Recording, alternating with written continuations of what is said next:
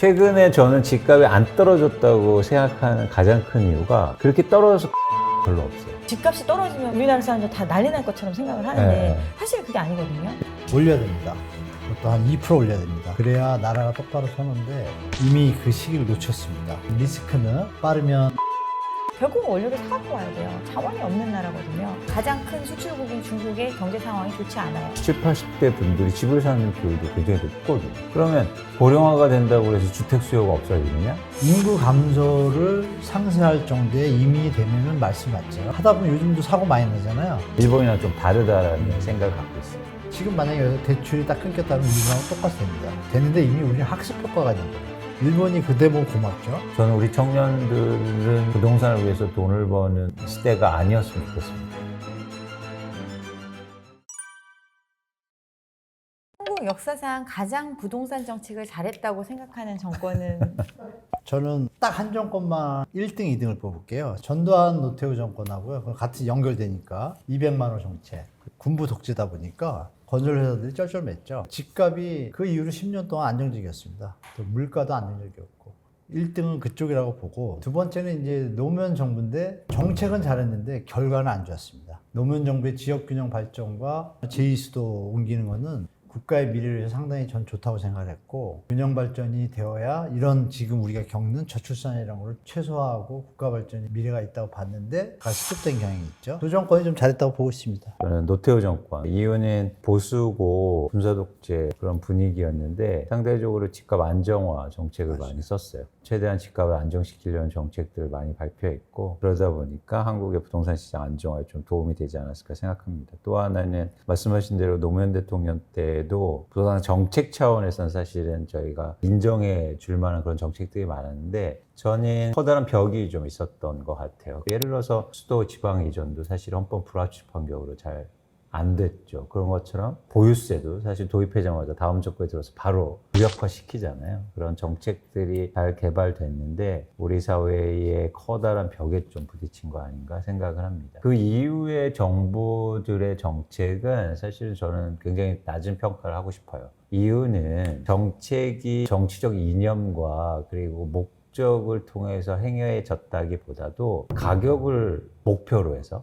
정책을 하다 보니까 그게 작동이 잘 안 됐고 시장의 부작용만 키웠죠. 예를 들어서 가격이 빠지니까 이명박과 박근혜 정부는 가격을 올리기 위한 정책들을 했는데 사실 그게 부작용이 돼서 나중에 가격 폭등의 원인이 됐고 반대로 문재인 대통령 때는 가격이 폭등하는데 가격을 억제시키려는 정책들을 많이 발표했는데 실제로 작동이 안 된 거죠. 그건 정책의 목적보다도 가격을 타겟으로 해서 작동이 잘 안 됐다고 보고 있습니다. 공급을 많이 해줌으로써 안정시키는 정책을 했던 것들 그리고 노무현 정부 때 했던 정책들이 굉장히 스탠다드한 이런 방식이었는데 시장에서 받아들이는 데까지 너무나 오랜 시간이 걸렸고 그 집권기에는 효과를 발휘하지 못했던 그런 안타까움이 있고요. 문정부 같은 경우는 사실은 노무현 정부 때 했던 정책을 차용하다시피 같이 가져왔었는데 이 정책의 효과를 발휘를 하려면 이걸 일부의 어떤 틈새를 줘서는 안 되는 건데 이번 폭등장 중에는 이럼에도 불구하고 저성장의 시대에 부동산을 통한 시장의 활성화 이런 것들에 대한 어떤 기대치는 낮추고 싶지 않았던 부분이 있다 보니까 정책을 반쪽짜리 정책들을 하다 보니까 오히려 이런 폭등을 더 키워왔다라고 저는 생각을 합니다. 하늘이 계속 동결하고 있는 상태잖아요. 앞으로 올려야 될지 내려야 될지 어떤 생각들을 가지고 계신지. 시장을 판단하거나 뭐 분석할 때 제가 어쩔 수 없는 거를 고민하지는 않습니다. 한국은행 금리를 제가 어쩔 수는 없으니까 고민하지 않는데 대신 이런 거죠. 뭐 당위론 쪽으로 만약 물어보신다면 저는 올려야 된다고 생각해요. 가계부채라든지 한국의 기업 부채가 되게 많아서 기준금리를 못 올리고 있잖아요. 그런데 그거에 대한 피해가 되게 크다고 생각하거든요. 첫 번째 환율 상승. 환율이 상승되면 여러분 잘 아시다시피 수출 기업은 좋겠지만 수입 물가가 올라가서 서민들만 굉장히 괴롭게 됩니다. 상대적인 저금리를 유지하는 건 빈부의 격차를 확대시키고 서민들의 생활을 좀 궁핍하게 하는 또 하나 뭐냐면 금리를 올릴 때 항상 이제 반대 걸리는 게 취약차주들의 문제잖아요. 이자 비용이 증가하고 근데 취약차주 문제는 제가 볼 때 가장 큰 문제는 가산금리지 기준금리 문제가 아니라고 봐요. 취약계층한테 500만 원인가요? 50만 원인가를 빌려주는데 금리를 막 14%, 15%치 하지 않습니까? 그게 기준금리하고 뭐가 상관이 있어요? 침소봉대하면서 금리를 올리면 없는 사람들이 피해를 본다 라는 식의 등식은 또 어떤 얘기를 하냐면 가상금리가 오르는 게 저소득층이 연체율이 높기 때문이라고 변명을 되는데 절대 그렇지 않습니다. 오히려 이렇게 매일매일 돈을 벌고 그렇게 돈을 꾸는 분들이 훨씬 더 돈을 잘 갚을 가능성이 크거든요. 이건 뭐 전 세계적으로도 그런 방향성이 나타나기 때문에 올려야 됩니다. 그것도 한 2% 올려야 됩니다. 그래야 나라가 똑바로 서는데 이미 그 시기를 놓쳤습니다. 리스크는 빠르면 하반기, 늦으면 1년 반 정도 뒤에. 우리 기억을 더듬어 보시면 2009년도에도 똑같이 지금과 같은 정책을 썼습니다. 2년 뒤 2011년에 터졌거든요. 저축은행에 한 10몇 군데가 부도가 나고 길거리에 앉은 분들이 많았고 그런 일이 나지 않으란 보장이 없습니다. 지금 환율을 이제 위원님 말씀 주셨잖아요. 금리가 낮으면 당연히 미국 금리가 높으면 금리 더 주는 데 가겠죠. 그전에는 대한민국이 채권이나 이런 걸 안 사더라도 대한민국 주식을 사두면 수익률이 뭐 10%, 15%니까 금리 1, 2%를 상쇄하고 남았습니다. 그래서 이제 자금이 안 빠졌어요. 그걸 가지고 이제 하는 총재께서 계속 변명 아닌 변명을 하고 계셨는데 그 힘은 이제 약발을 다 잃었고 환율이 얼마 전까지 1260원까지 내려갔다가 우리는 동결하고 미국은 0.25 올렸는데 제가 환율 보니까 오늘 날짜로 1330원 찍었습니다. 어마어마하게 급하게 오르고 있습니다. 1400원이면 나라에 위기가 오는 수준인데 지금 1260원에서 1330원 되는 게 열흘 정도밖에 안 걸린 것 같아요. 지금 진퇴양난이 상태가 된 거예요. 올려야 되는 거 본인도 아시니까 그 얘기 하셨잖아요. 구조개혁 없이 재정정책, 통화정책을 하는 것은 나라가 망하는 지름길입니다. 구조개혁 재정 없이 재정통화를 하는 건 뭐냐면 건설사도 들어갑니다, 사실. 뭐 연금, 보험 다 있지만 건설사가 구조개혁을 한다는 얘기는 뭐예요? 집값이 내려간다는 얘기잖아요. 그러면 금리를 굳이 뭐 올려가지고 집값이 내려가면 물가가 오를까요? 소비가 줄기 때문에 자연적으로 안정되잖아요. 이런 순환관계를 너무 잘 아니까 이 얘기를 했단 말이에요. 그런데 못 올렸잖아요. 먼저 맞는 매가 빨리 치료가 된다고 올리기를 권장드립니다. 과감하게 1% 올린다고 무슨 일이 나죠? 빚 많이 진 빚쟁이들만 빚잔치 하는 거죠. 빚이 없는 사람도 있잖아요. 그런데 빚 많은 사람이 너무 많은 거예요. 그러면 정부 자금으로 개인 회생 이런 확대를 하면 되잖아요. 국가 자금을 엄한 데 쓰지 말고 거기다 쓰면 되잖아요. 그러면 경제 체질도 개선되고 해외 자본 유출도 없이 물가 안정되고 이런 세 마리 토끼를 잡을 수 있는 길은 금리를 올리는 것밖에 저는 없다고 보는데 여기서 하나 말씀드릴 거는 건설회사가 망하지면 나라가 망할 것처럼 막 떠들잖아요. 건설회사가 1990년대에는 GDP 중에 차지하는 비율이 1년에 15에서 20%까지 갔습니다. 정말 좋을 때. 지금은 5.6%예요. 무리하게 이런 집값 올리고 법을 하는데 동참한 회사들만 정리가 되겠죠? 그 비율을 따져보면 반은 살아나겠죠? 그럼 GDP의 2.5%가 날아간다고 나라가 무슨 일이 벌어집니까?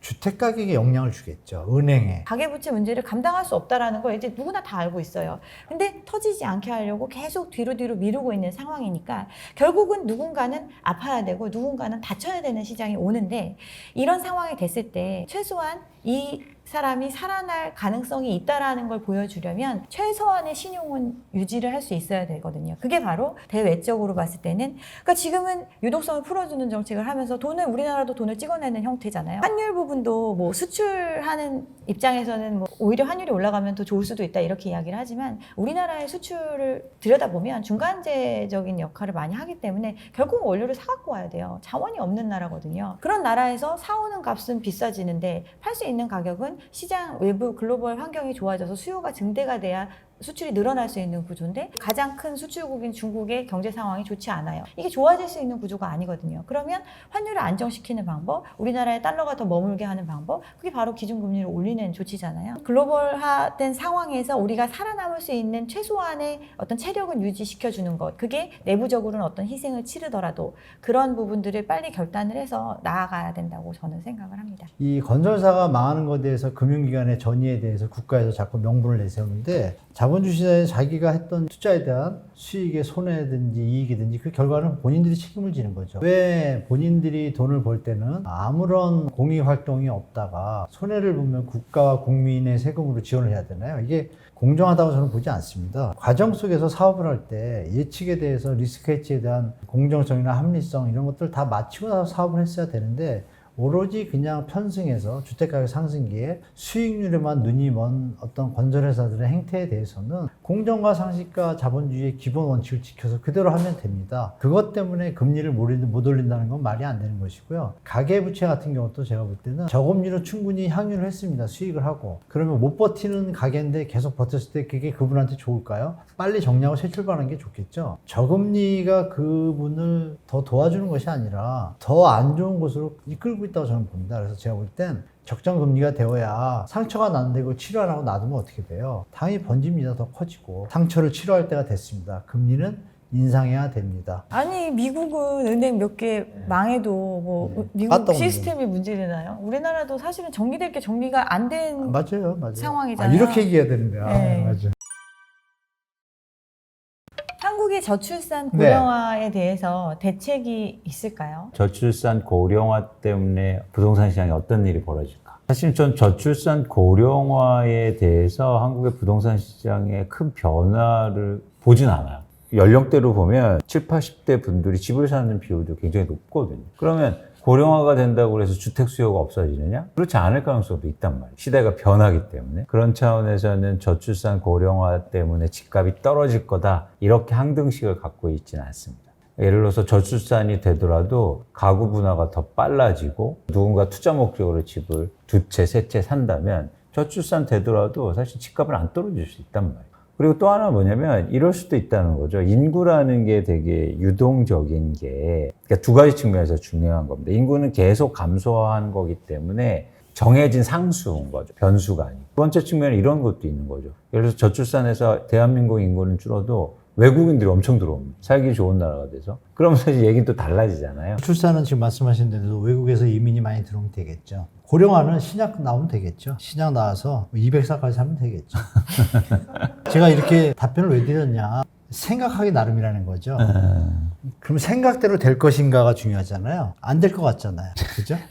동의하실 겁니다. 우리 시청자분들도. 될 것도 같은데 안 될 것 같은데가 좀 더 기울으실 거예요. 그럼 그 얘기 뭐냐면 우리는 상식이라는 어떤 합리적인 기대를 합니다. 저는 위원님의 의견에 반대를 하는데 인구가 줄어요. 그러면 자본시장의 투를 생각할 때 부동산을 매개체로 폭등하고 이런 시절은 파생상품이 나오고 시작됐습니다. 그런 흐름을 볼 때 저는 인구 감소는 영향을 미쳐요. 프랑스에서 이미 시도를 했잖아요. 이민을 막 했잖아요. 사회 문제가 너무 커요. 인구 감소를 상쇄할 정도의 이민이 되면은 말씀이 맞죠. 하다 보면 요즘도 사고 많이 나잖아요. 외국인들 마을에서 사고 나고. 어느 정점이 되면요. 거기서 분리주의가 생깁니다. 그다음부터는 이민이 금지가 되는 분위기가 잡히게 돼 있어요. 전 세계가 공통적으로 겪어왔던 일이에요. 이민자들은 애들을 많이 낳을 거예요. 국가에서 장려금이 많다라면. 없다라면 낳을까요? 그건 모르죠. 그리고 기존에도 안 나요. 그럼 인구 감소가 이민의 숫자하고 비교할 때 15년 뒤에는 50만이에요. 1년에. 50만 명씩 들어오면 나라요. 문제가 안 생길까 저는 생길 수 있다고 봐요. 그러면 어느 적정선에서 심리적으로 국민들한테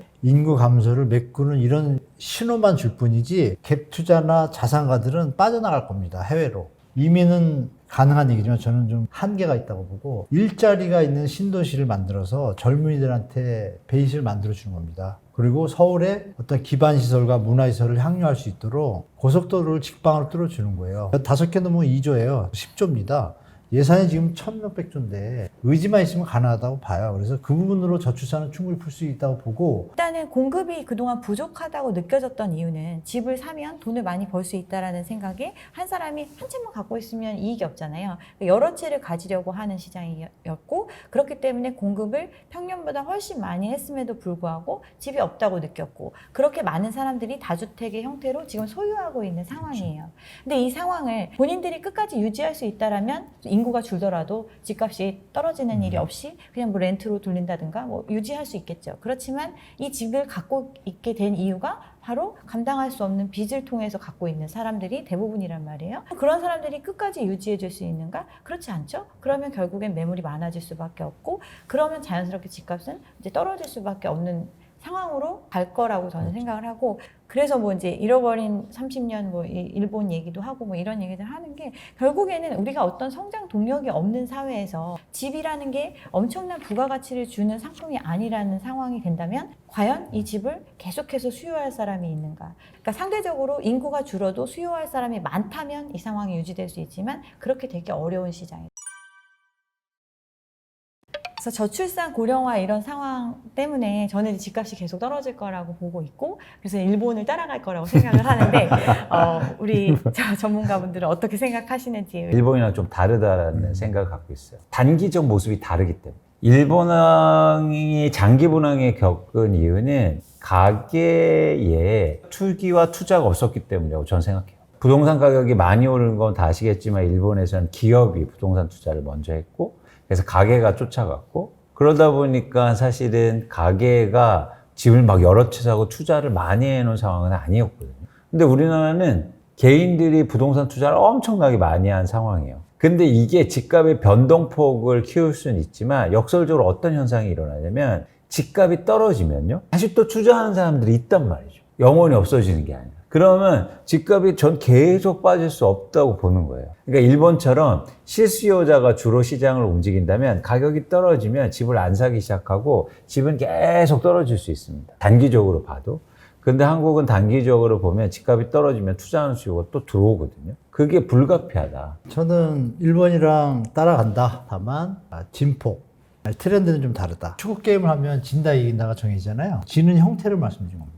지는데 아깝게 지는 경우가 있고 젖잘싸 있잖아요. 졌지만 잘 싸우고 졌다 이런 거 있잖아요. 이거는 제가 10년 전에도 책을 쓰면서 데이터를 많이 봤거든요. 나라의 부동산의 가치의 조정은 언제 오냐면 자산의 버블이 어느 정점에 다다르면 옵니다. 그래서 제가 피케티 인덱스하고 요즘 뭐 가끔 보시는 가처분 소득 대비 가계부채 비율, 또 GDP 대비 가계부채 비율, GDP 대비 토지 가치, GDP 대비 주택 가치 이게 다 IMF나 OECD나 이런 데 데이터가 있어요. 다 종합을 해보니 어느 기준점이 하나 나오는 거예요. 물이 우리 수영장을 들어갔는데 1m짜리 애가 2m 물에 들어가면 수영 못하면 죽잖아요. 50cm 가면 죽을 수도 있고 살 수도 있죠. 키가 더 크니까. 그 기준점은 중요하잖아요. 그 기준점에서 제가 보니까 일본하고 같다라고 저는 판단이 되더라고요. 그래서 따라간다. 박살나는 게 아니라 젖잘싸가 되는 게 뭐냐면 일본은 대출할 때 담보대출의 120%까지 갔습니다. 미국의 닌자 대출처럼 기업이 많았지만 가계가 한 20%였고 기업이 80%였으니까. 그런데 100%까지 갔거든요. 거기에 그때 한때 유행하던 게 5분 만에 집 대출되는 거예요. 그때는 인터넷도 발달하지 않았는데도 돈이 그냥 대기하고 있다 날아다니는 거예요. 왜냐하면 브로커들이 대출할 때마다 수수료가 생기니까 유동성은 풍부하니까 계속 돌린 거죠. 이게 이제 버블을 일으켰던 거고 잠시 금리를 줄였는데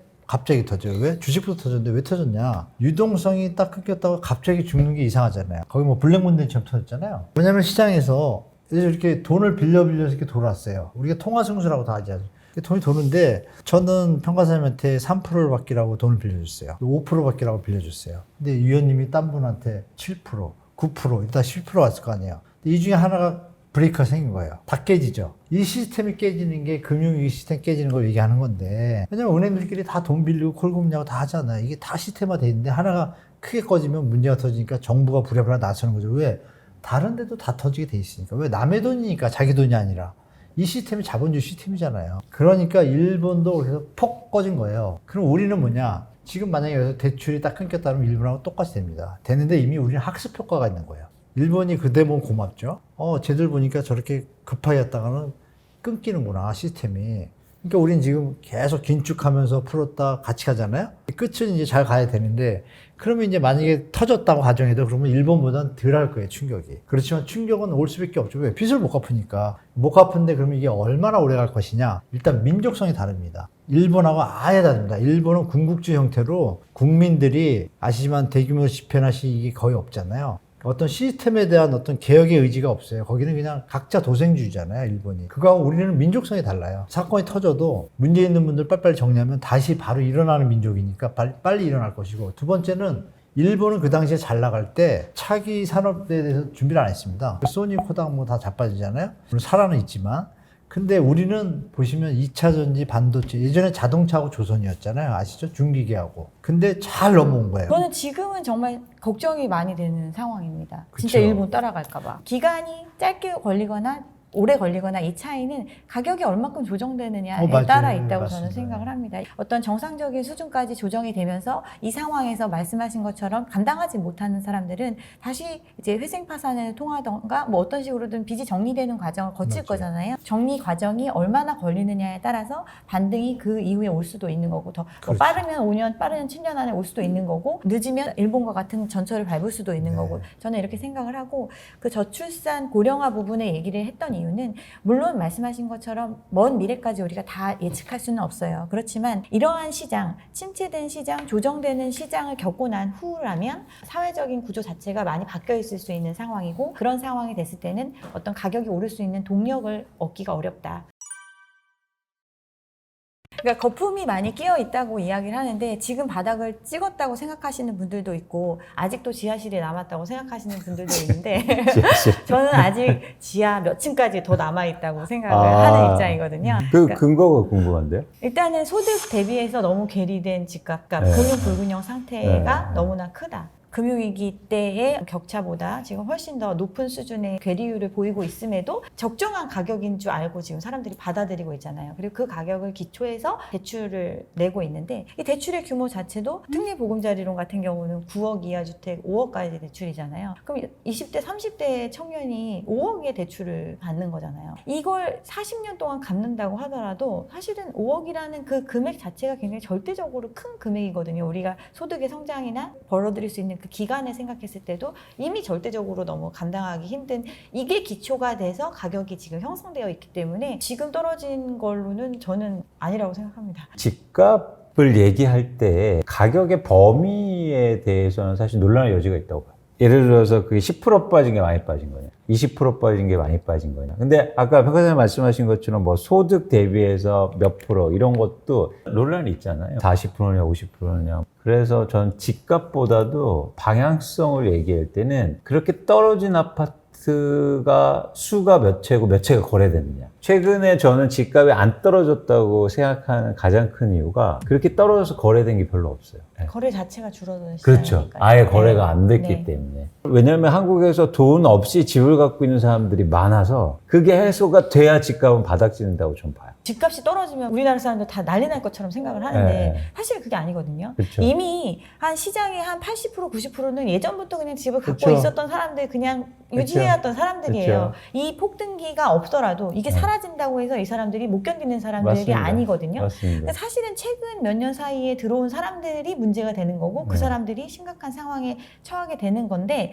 이것 때문에 그러니까 계속 집값이 유지돼야 된다? 이러기엔 너무 사회적 손실 비용이 큰 거죠. 그래서 저는 양 차원에서 집값의 하락에 클 수 있다. 10억짜리가 한 6억, 7억 이렇게 떨어졌잖아요. 근데 그동안은 한 두 채가 그렇게 거래됐다면 이게 10채가 될 가능성이 크다고 봐요. 네. 그러면 이제 논란의 여지가 있는 거예요. 가격은 안 떨어진 거 아니냐. 근데 저는 떨어졌다는 게 자산. 떨어진 아파트의 거래량이 많아져야 진짜 바닥도 오고 네, 그런 시기가 남아있다고 저는 보고 있습니다. 남아. 그러니까 돈 없는 사람들이 쉽게 말해서 자산시장에 털어야 돼요. 근데 털지 거품이 않고 있다고 있어요. 보시는 거죠. 요즘에 가장 그건 뭐냐면 집을 팔고 싶어도 팔 수가 없다. 그게 문제죠. 사실은 역전세도 마찬가지잖아요. 돈을 상환할 능력이 안 됨에도 불구하고 그냥 유지시켜주는 것. 집을 그렇죠. 정리하지 않더라도 그렇죠. 유지할 수 있게 그렇죠. 해주는 것. 그냥 사실은 이걸 버티게 해주는 그렇죠. 연명하는 조치거든요.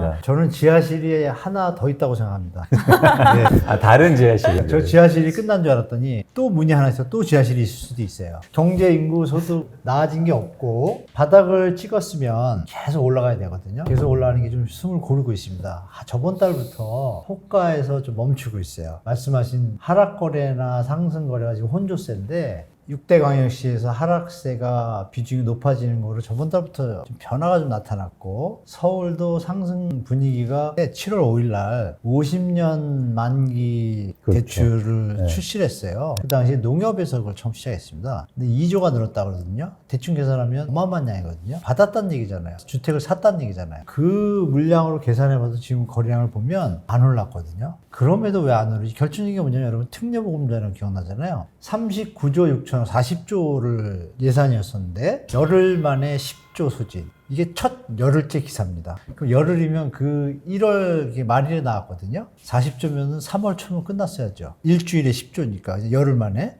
열흘 만에 10조면은 40조니까 40일. 한 달 반이면 2월 중순이면 3월 중순이면 끝났어야 되잖아요. 지금 8월이잖아요. 지금 아직도 9조가 남아 있습니다. 이게 왜 남죠? 안 받는 거예요. 왜 안 받죠? 현재 집값이 조금 낮을 때는 4%, 4.2% 계산해서 그나마 들어갈 수 있는 유효수가 조금 남았는데 비싸도 얘가 올라가니까 버틸 수 없는 수준까지 간 거죠. 소득 수준이 이건 도저히 못 사는 거예요. 그러니까 못 따라가는 거죠. 그러니까 이건 남고 50년 만기가 나오니까 DSR이 조금 이자 원리금 넣는 게 작아지니까 조금 붙어준 게 지금 이 거래량 수준이니 그러면 이거 특례보험자료는 이제 끝났고 50년 만기도 이제 실상이 밝혀질 거거든요. 이자액이 너무 많아요. 그 와중에 이걸 사서 이자를 내는 50년을 갚을 것이 아니라 3년 뒤에 집이 오르면 팔아야지. 뭐 이런 사고를 가진 분들이 2030에 좀 들어왔는데 그분들이 지금 하고 나서 시장 상황을 보니까 아닌 거예요. 그럼 어떻게 나타나냐? 요즘 부동산을 가보면 제가 현장 한 3군데를 통화를 해봤거든요. 전화를 해서 내가 무슨 집이 편하다 그러고서 끊어요. 그러면 얼마짜리 조금만 싸면 연락 주세요 하면 전화번호 제 전화번호 남깁니다. 전화가 오냐 안 오냐가 중요합니다. 하는 사람이 많고 애달플 때는 전화가 계속 옵니다. 정말 애달플 때는 매일 오는 거고 지금 보니까 한 3일, 4일에 한 번씩 와요. 파는 사람은요 전화가 안 옵니다. 팔려고 하는 사람은 전화를 부동산들이 해주시는데 팔려는 사람은 할 필요가 없는 거예요. 왜? 사는 사람이 없고 파는 건 많으니까. 지금 이 상황이야. 아까 위원님 말씀대로 지금 집을 사려면 아무나 마음만 먹으면 살 수 있어요. 그죠? 50년이든 뭐든. 근데 팔려고 그러면 바로 팔리나요? 안 팔리죠. 그런 기사가 안 나오죠. 그런 기사가 만약에 한 달만 도배를 한다고 가정을 할게요. 집이 몇 달째 안 나가. 그러면 집값은 어떻게 될까요? 자연적으로 내려오겠죠. 그런 부분들이 노출이 안 됐기 때문에 진실은 결국은 나오게 되잖아요. 시간이 지나면. 지하실이라는 단어는 좀 싫은 게 정상층. 저는 정상층이라고 얘기할게요. 지금 너무 고층에 올라가가지고 정상층으로 가야 되는데 그렇다면 청년들을 진짜 위한다면 어떤 부동산 정책을 해야 될지 의견들 주셨으면 좋겠습니다. 청년은 무주택자일 가능성이 굉장히 높죠. 그래서 여기에는 무주택자를 위한 정책들이 뭐가 필요한 거라는 건데 전 두 가지가 필요해 보입니다. 하나는 뭐냐면 상대적으로 가격을 감당해 만난 가격으로 공공이 주도로 하는 그런 공급 확대 정책이 필요하고요. 우리나라는 아까 이제는 평가사님 아까 얘기한 대로 재건축 위주의 향으로 공급이 될 텐데 그건 청년을 위한 공급은 사실 아니거든요.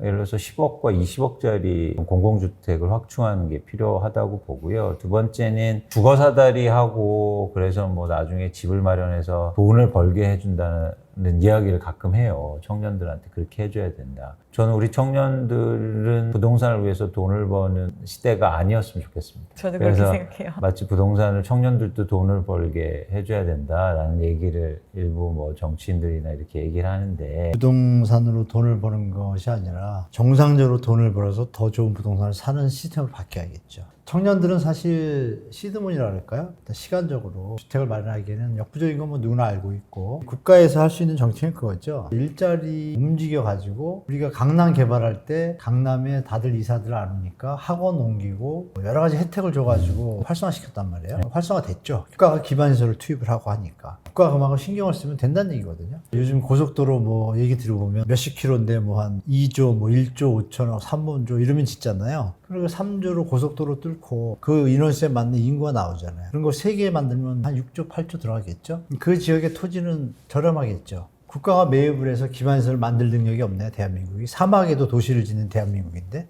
그러니까 제가 볼 때 의지만 있다면 일자리가 조금만 분산이 되면 좋은 업체들이 그리고 정부에서는 세금을 아껴 쓰고 이 이전하는 법인들에 대해서 법인세를 예전에 정부들이 했던 것처럼 법인세를 뭐 10년, 20년간 감면해 준다고 가정하면 어느 법인이 안 가겠어요. 윈윈이 되겠죠. 그런 정책을 그림을 그린다라면 충분히 가능하다고 봐요. 그 논의가 잘 안 나오고 있죠. 어떤 개념이냐면 자꾸 신도시는 문제가 있다. 인구가 준다. 그게 아니죠. 신도시를 정말 제대로 만든다라면 학교도 가고 일자리도 가고 병원도 가고 동시에 가게 국가가 리딩을 한다라면 다 거기 가서 살고 싶죠. 더 쾌적하다라면. 주거가 안정이 되면 그 다음에 인간이 추구할 수 있는 행복이 뭐예요? 자식을 낳고 이쁘게 행복하게 사는 거잖아요. 그러면 인구 문제도 해결돼요. 이런 쪽으로 정책을 핀다라면 그러니까 결론을 말씀드리면 청년들을 위한 진정성 있는 정책을 국가 예산을 투입할 생각을 하고 만드는 기술도 있고 도로 놓는 거 마음만 먹으면 몇 년이면 다 놓고 철저하게 계획을 짠다라면 충분히 어느 정도 분산을 하고 인구가 줄 것을 걱정할 게 아니라 유지될 수 있는 정책으로 가면 청년뿐이 아니라 일반 국민과 윈윈할 수 있는 정책이 좀 될 것 같다라는 말씀드리겠습니다. 저는 청년을 진짜 위한다면이라는 이 말이 결국은 청년들이 왜 지금과 같은 상황으로 몰리게 됐는지를 생각을 해보면 답이 나온다고 생각을 합니다. 영끌이 많이 나왔던 이유가 결국은 불안감이거든요. 내가 지금 자본을 축적하지 못한 이 시점에 집을 사지 않으면 남들보다 늦게 사면 나는 결코 살 수 없을 것이다라는 이런 불안감을 주는 사회였거든요. 초점을 둬야 되는 거는 일단 가격 안정시키는 것. 거품이 끼어있는 이 상황을 해결하기 위한 강력한 조치들을 하는 것. 이게 사실은 우선순위라고 저는 생각을 하고 임대주택 사가지고 청년들한테 임대해주고 뭐 이런 거 하고 있는데 사실은 이거 매입하는 예산도 엄청 나거든요. 근데 이거 사가지고 임대해줄 때도 사실은 일반적인 청년이 어떤 자본을 축적할 수 있을 만큼의 비용이 아니에요. 굉장히 비싸거든요. 부담감이 있거든요. 오히려 가격이 안정되기 전까지는 이런 부분에 대해서 좀 보조를 해줘야 된다고 생각을 하고 가장 먼저 해결해야 될 게 끼어있는 거품을 제거하는 것에 초점을 맞춰야 된다고 저는 생각을 합니다. 자연의 법칙은 인간이 어떻게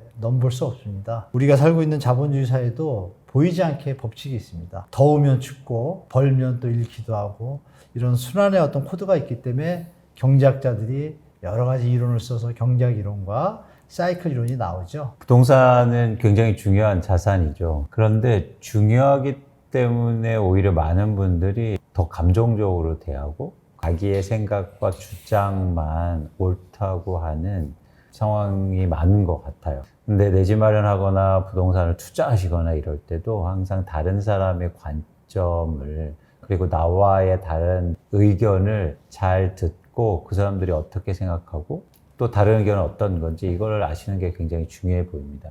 집값이 난 떨어져야 되기 때문에 한문도 교수님 좋아해. 이런 차원이 아니라 오히려 집이 많이 갖고 계신 분들 그리고 집은 계속 오를 거야 라는 분들이 많이 보셨으면 좋겠어요. 그러면 더 발전되리라고 생각하거든요. 많은 분들이 오해를 하시는 게 갖고 있는 자산의 가치를 떨어뜨려서 저한테 얻어지는 이익은 하나도 없어요. 아 진짜로. 네, 아 근데 욕만 정말 먹지. 욕만 먹고 정말 욕만 그렇긴 먹고 뭐 한데. 그런데 저도 항상 반문하거든요. 전 왜 이러고 있지? 돈도 안 되는데. 네. 행복하잖아요. 마음 한 곳에서 행복하지 않으세요? 그렇기도 하고 저는 사실은 근데 애널리스트고 시장을 분석하는 입장에서는 제가 지향하는 게 사실 나침판 같은 거거든요. 좋죠. 네, 근데 나침판은 뭐냐면 작동 원리가 나침판의 의지는 갖고 있지 않아요.